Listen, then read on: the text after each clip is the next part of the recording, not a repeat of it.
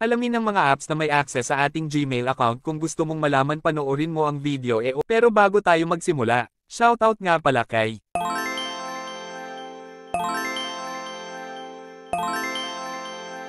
Open ang iyong phone setting. Hanapin ang Google sa baba. Pindutin ang Google. Piliin ang All Services. Hanapin sa baba ang Setting for Google Apps. Pindutin ang Settings for Google Apps. I-open ang Connected Apps. At dito mo makikita ang lahat ng mga apps na konektado sa iyong Google account. At kung gusto mong i-delete ang mga apps, pindutin mo lang ang nasa gilid sa app. Pindutin ang Confirm.